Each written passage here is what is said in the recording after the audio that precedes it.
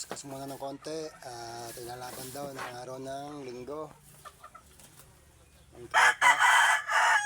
Akin daw yung sabit. Yan. 5,000 per win. Testing. Kaya medyo agresibo muna ako magpakaskas. Yan. Kailangan lang naman yan konti para